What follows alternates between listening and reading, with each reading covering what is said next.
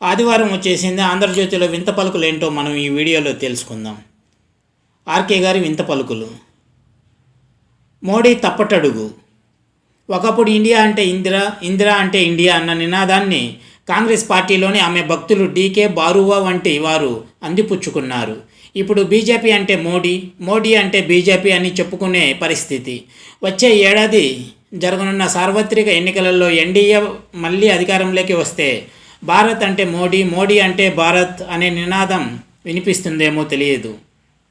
Party పరంగా తీసుకునే నిర్ణయాలన్నీ మోడీ కన్నుసన్నల్లోనే జరుగుతున్నాయి. కేంద్ర హోంమంత్రి అమిత్ షా బీజేపీలో నెంబర్ 2గా చలామణి అవుతున్నప్పటికీ ఆయన కూడా స్వతంత్రంగా ఏ నిర్ణయం తీసుకోలేని పరిస్థితి ఉందని ఆ పార్టీ నాయకులే చెబుతున్నారు. ఇటీవల కాలంలో మోడీ షాల మధ్య కూడా అభిప్రాయ భేదాలు ఏర్పడ్డాయని అంటున్నారు. మాజీ ముఖ్యమంత్రి తెలుగుదేశం పార్టీ అధ్యక్షుడు చంద్రబాబు నాయుడును స్కిల్ కేసులో జైలుకు పంపి నెల అవుతుంది. న్యాయం ఆయనతో దోబూచులాడుతోంది. Justice delayed is justice denied అని అంటారు. చంద్రబాబుకు న్యాయం దొరకడంలో జాప్యం జరగడం ప్రజల్లో అనేక ప్రశ్నలు లేవనెత్తుతోంది. సిసోడియాపై మోపిన ఆరోపణలను న్యాయ సమీక్షలో 2 నిమిషాలలో కొట్టివేస్తారు. ఆయన పాత్రకు సంబంధించి ఆధారాలే లేవు అని సుప్రీంకోర్టు వ్యాఖ్యానించింది. ఆయన మనీష్ సిసోడియా 8 నెలలుగా జైల్లో నిర్బంధించబడ్డారు. ఇప్పుడు చంద్రబాబు పరిస్థితి కూడా ఇంచుమించుగా అలాగే ఉంది. కనీసం 2 నెలలైనా చంద్రబాబును జైలుకే పరిమితం చేయాలన్నది పాలకుల కోరికట. పాలకుల కోరిక ఫలిస్తుందో లేదో ఆయన తెలియదు. కానీ ప్రస్తుతానికి నిర్దోషిగా ఉన్న చంద్రబాబు అన్యాయంగా జైలు జీవితం గడుపుతున్నారు. ఈ దుస్థితికి పరిష్కారాన్ని న్యాయ వ్యవస్థ మాత్రమే అన్వేషించాలి. అప్పటి వరకు నిర్దోషులు జైల్లో, దోషులు బయట ఉంటారు. ఇదొక విషాద పరిణామం. ఆర్కే గారి పలుకుల్లో వింతైన మాటలు ఏంటంటే, ఇందులో నిర్దోషులు జైల్లో ఉంటారు, దోషులు బయట ఉంటారు. దోషులు ఎవరు, నిర్దోషులు ఎవరో ఆయనకే తెలియాలి ఫస్ట్. ఇంకొకటి, ఇండియా అంటే ఇందిరా, ఇందిరా అంటే ఇండియా అనే నినాదం ఒకప్పుడు ఉండేది. అందుకే ఎమర్జెన్సీ కూడా పెట్టారు. ఇప్పుడు ఏ రాష్ట్రంలోనూ ఎక్కడా కూడా ఎమర్జెన్సీ పెట్టలేదు. ఈవెన్ దో బీజేపీ కార్యకర్తల మీదనే దాడి జరిగినా కూడా బెంగాల్ గత ప్రభుత్వం, టీడీపీ ప్రభుత్వంలో ఆంధ్రప్రదేశ్లో కూడా అమిత్ షా మీద రాళ్ల దాడి, కేరళలోను. ఒకప్పుడు ఇండియా అంటే ఇందిరా, ఇందిరా అంటే ఇండియా అన్న నినాదం కాంగ్రెస్ పార్టీలో ఉండేది. కరెక్టే. అందుకే ఇందిరాగాంధీ దేశం మొత్తానికి ఎమర్జెన్సీ తీసుకొచ్చింది. ఇప్పుడు భారత్ అంటే మోడీ, మోడీ అంటే భారత్ అని అంటున్నారు ఆర్కే గారి పలుకుల్లో. కానీ మోడీ ఏ రాష్ట్రంలో కూడా ఎమర్జెన్సీ పెట్టలేదు, ఏ గవర్నమెంట్ కూడా డిజాల్వ్ చేయలేదు. ఆమెకి, ఇందిరాగాంధీ గారికి, మోడీకి చాలా వ్యత్యాసం ఉంది. బీజేపీ కార్యకర్తలపైనే పశ్చిమ బెంగాల్లోను, కేరళలోను, యూపీలోను, ఇవన్నీ ఎందుకు, మన తెలుగు రాష్ట్రాలలో టీడీపీ గవర్నమెంట్ ఉన్నప్పుడు, అమిత్ షా తిరుపతి వెళ్ళినప్పుడు, అమిత్ షా మీదనే రాళ్ళ దాడి జరిగినప్పుడు వీళ్ళందరూ ఎక్కడికి వెళ్ళారో, ఏం చేశారో తెలియదు. అసలు చంద్రబాబు తినకుండా ఉంటే, స్కిల్ కుంభకోణం జరగకుండా ఉంటే హైకోర్టులో బెయిల్ ఎందుకు రాలేదు? హైకోర్టులో ప్రాథమిక ఎవిడెన్స్ ఉన్నాయి కాబట్టి ఆయన్ను లోపల పెట్టాల్సి వచ్చింది. సో ఈ విషయం కూడా తెలియని ఆర్కే గారు అద్భుతమైన పలుకుల్లో ప్రజలను మభ్యపెడుతున్నారు. కాలక్రమంలో పార్టీ బలహీనపడి రాష్ట్రాలలో ఆ పార్టీకి బలమైన నాయకులు లేకుండా పోయారు. ఆ తర్వాత ప్రాంతీయ పార్టీలు పురుడు పోసుకోవడం చూశాం. ఇప్పుడు భారతీయ జనతా పార్టీ కూడా నరేంద్ర మోడీ అదే సంస్కృతి తీసుకురావాలనుకుంటున్నారా అంటే దానికి సమాధానం ఆయనే చెప్పాలి. ప్రస్తుతానికి బీజేపీలో సమిష్టి నాయకత్వం లేకుండా పోయింది. నిన్న మొన్నటి వరకు బీజేపీపై రాష్ట్రీయ స్వయం సేవక్ సంఘ్కు అదుపు ఉండేది. ఇప్పుడు ఆ పరిస్థితులు మారిపోయాయి. తమ అభిప్రాయాలను పట్టించుకొని పరిస్థితి ఉన్నప్పటికీ తాము కోరుకున్న బీజేపీ ప్రభుత్వమే ఉంది కదా అని సంఘ్ నాయకులు సర్దిపుచ్చుకుంటున్నారు. ఇక బీజేపీలో నరేంద్ర మోడీ కళ్ళలో కళ్ళు పెట్టి చూసి మాట్లాడగల నాయకులే లేకుండా పోయారు. కేంద్ర మంత్రులు డమ్మీలుగా మారిపోయారని ఆ పార్టీ నాయకులే చెబుతున్నారు. ఒకప్పుడు ఇండియా అంటే ఇందిరా, ఇందిరా అంటే ఇండియా అన్న నినాదాన్ని కాంగ్రెస్ పార్టీలోని ఆమె భక్తులు డీకే బారువా వంటి వారు అందిపుచ్చుకున్నారు. ఇప్పుడు బీజేపీ అంటే మోడీ, మోడీ అంటే బీజేపీ అని చెప్పుకునే పరిస్థితికి వచ్చింది. వచ్చే ఏడాది జరగనున్న సార్వత్రిక ఎన్నికల్లో ఎన్డీఏ మళ్ళీ అధికారంలోకి వస్తే భారత్ అంటే మోడీ, మోడీ అంటే భారత్ అనే నినాదం వినిపిస్తుందేమో తెలియదు. వ్యక్తి పూజ పరాకాష్ఠకు చేరుకున్నప్పుడు ఇటువంటి పరిస్థితులు చోటు చేసుకుంటాయి.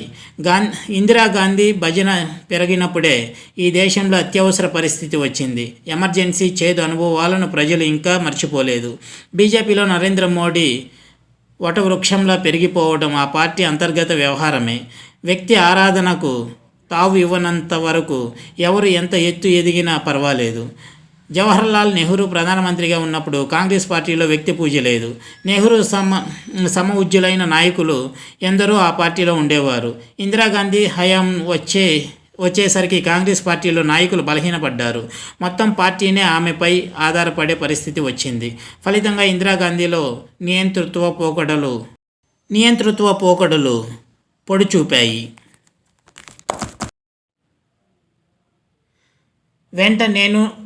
నాకు ఒక అవకాశం ఇవ్వండి వంటి పదాలు వెలువడుతూ ఉండవచ్చు. తెలంగాణలో బండి సంజయ్ నాయకత్వాన్ని ఎందుకు మార్చారో రాష్ట్రానికి చెందిన బీజేపీ నేతలు ఎవరూ చెప్పలేకపోతున్నారు. ఉత్తరాది మోడల్నే ఇక్కడ అమలు చేయాలని అనుకోవడం వల్లనే తెలంగాణలో బీజేపీకి ప్రస్తుత పరిస్థితి ఏర్పడింది. సరైన కారణం లేకుండా మునుగోడులో ఉప ఎన్నిక తీసుకురావడం, ఆ ఎన్నికల్లో ఓడిపోవడం, పార్టీ బలహీనపడటం మొదలైంది. బీజేపీ కేంద్ర నాయకత్వం నిర్ణయాల కారణంగా మాత్రమే తెలంగాణలో కాంగ్రెస్ పార్టీ పుంజుకోవడానికి అవకాశం ఏర్పడిందని చెప్పవచ్చు.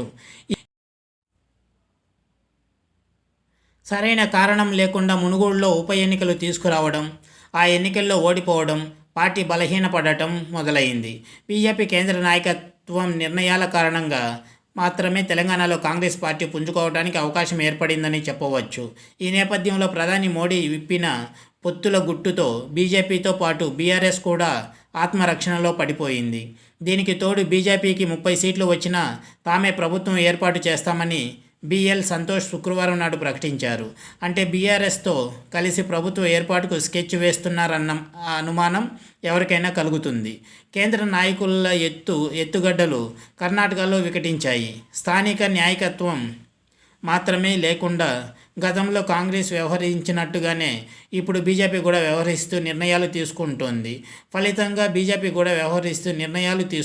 ఫలితంగా దక్షిణాదిన బీజేపీ బలపడకపోగా బలహీనపడుతోంది. మోడీని చూసి రాష్ట్ర ప్రభుత్వాలను ఇక్కడ ఎన్నుకోవాలంటే స్థానికుల ముఖాలకు ఇక విలువేముంటుంది. కర్ణాటకలో యడ్యూరప్పను పక్కన పెట్టాకే అక్కడ బీజేపీ బలహీనపడింది. తెలంగాణలో ఏం జరుగుతున్నదో చూస్తున్నారు. బిఎల్ సంతోష్ను చూసి లేదా ఆయన చెప్పే మాటలను నమ్మి ఇక్కడ ప్రజలు ఓటు వేయరు. తెలంగాణ సమాజం కేసీఆర్ అనుకూల వ్యతిరేక శిబిరాలుగా విడిపోయింది. ఈ పరిస్థితిలో కేసీఆర్ వ్యతిరేక శిబిరంలో నమ్మకం కలిగించగలిగే పార్టీకి మాత్రమే ఆదరణ ఉంటుంది. పొత్తుల కోసం బీజేపీ, బీఆర్ఎస్ తెర వెనుక ప్రయత్నాలు చేశాయనే రట్టు చేసుకోవడం వల్ల ఉభయ పక్షాలకు నష్టమే జరుగుతుంది తప్ప లాభం కలగదు. నరేంద్ర మోడీ లాంటి అపర చాణక్యుడికి ఈ మాత్రం లాజిక్ తెలియదా?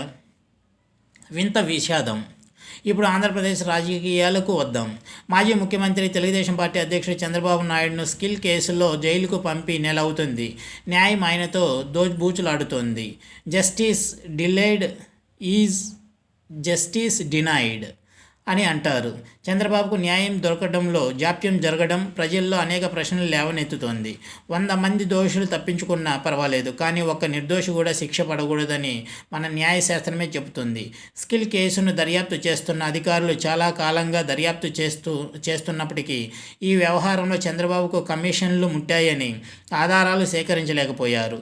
తనపై వచ్చిన ఆరోపణలకు సంబంధించి కనీస ఆధారాలు లభించకపోయినా చంద్రబాబు నెల రోజులుగా జైలుకే పరిమితం కావడం న్యాయ వ్యవస్థలోని డొల్లతనాన్ని బయటపెడుతోంది. ఈ కేసులో వాదనలు సుదీర్ఘంగా కొనసాగడమే కాకుండా తీర్పులు కూడా రిజర్వ్ అవుతున్నాయి. చంద్రబాబు మాత్రం జైలు జీవితం గడుపుతున్నారు.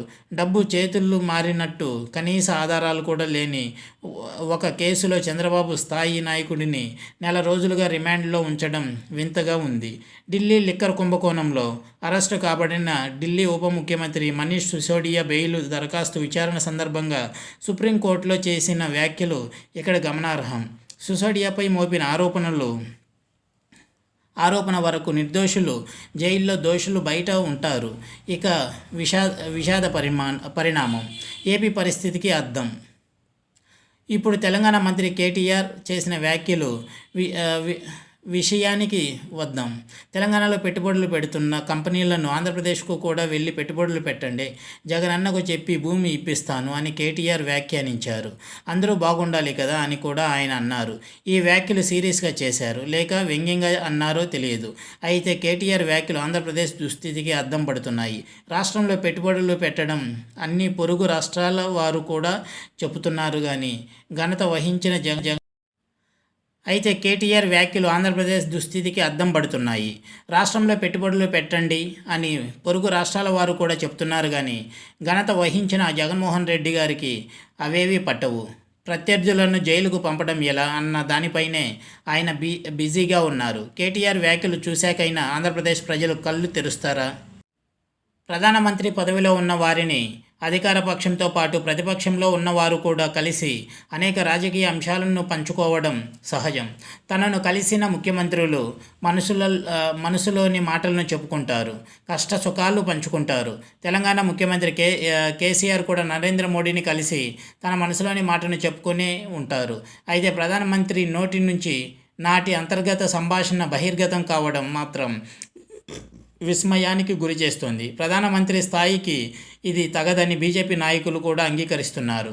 ఇంతకీ నరేంద్ర మోడీ ఏం ఆశించి నాటి రహస్యాన్ని చెప్పారో కానీ ఇలా చేయడం రాజకీయంగా, వ్యక్తిగతంగా కూడా ఆయనకు నష్టమే కలిగించింది.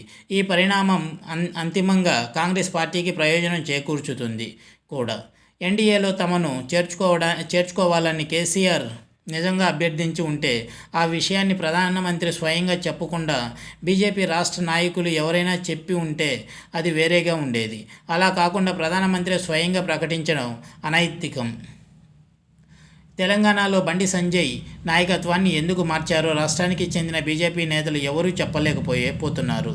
ఉత్తరాది మోడల్ని ఇక్కడ అమలు చేయాలని అనుకోవడం వల్లనే తెలంగాణలో బీజేపీకి ప్రస్తుత పరిస్థితి ఏర్పడింది. సరైన కారణం లేకుండా మునుగోడులో ఉప ఎన్నిక తీసుకురావడం, ఆ ఎన్నికల్లో ఓడిపోవడానికి ఆ పార్టీ బలహీనపడటం మొదలైంది. బీజేపీ కేంద్ర నాయకత్వం నిర్ణయాల కారణంగా మాత్రమే తెలంగాణలో కాంగ్రెస్ పార్టీ పుంజుకోవడానికి అవకాశం ఏర్పడిందని చెప్పవచ్చు. ఈ నేపథ్యంలో ప్రధాని మోడీ విప్పిన పొత్తుల గుట్టుతో బీజేపీతో పాటు బీఆర్ఎస్ కూడా ఆత్మరక్షణలో పడిపోయింది. తెలంగాణ సమాజం కేసీఆర్ అనుకూల, వ్యతిరేక శిబిరాలుగా విడిపోయింది. ఈ పరిస్థితిలో కేసీఆర్ వ్యతిరేక శిబిరంలో నమ్మకం కలిగించగలిగే పార్టీకి మాత్రమే ఆదరణ ఉంటుంది.